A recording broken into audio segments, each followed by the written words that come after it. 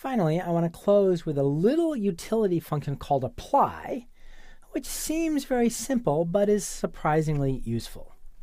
So the idea of apply is that you have a function that normally takes 2 arguments.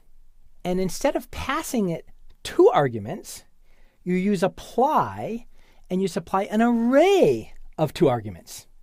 And it basically unpacks the array, takes the individual arguments, and passes them to the original function. And the usage is you take a function, you call apply, you supply null, and you supply the array. Now, there's a more advanced usage where you supply an object instead of null, but we aren't going to cover that. That doesn't come up nearly as often. The simple usage is the most common one. So let's look at some examples. Suppose I make a function called hypotenuse that, given 2 legs of a right triangle, computes the hypotenuse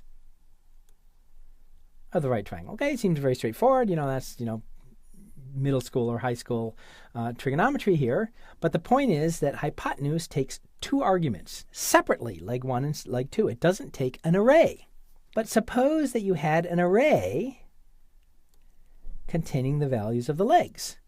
Rather than peeling them out and passing them separately to hypotenuse, you can say hypotenuse.apply.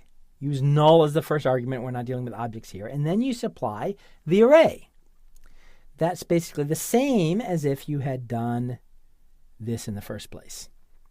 But sometimes it's more convenient to do the bottom one. You happen to have arguments in an array already, and you don't want to unpack them.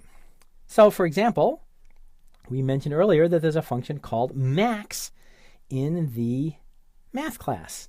Max takes a variable number of arguments. We'll talk about how to make variable argument functions later.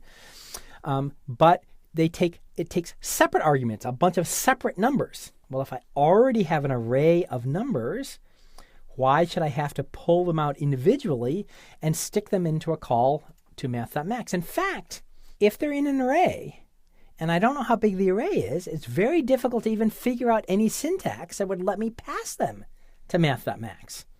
You'd have to do some sort of loop and do the comparisons, as you go along, or to reduce, or something like that. But if you know about apply, it's simple. You just say math.max.apply, null, we're not dealing with objects here, and you pass in the array. It's as if you had called math.max on 1, 3, 5, 7, 6, 4, 2 as separate arguments. Seems simple, but is surprisingly useful when you have values that are already in an array.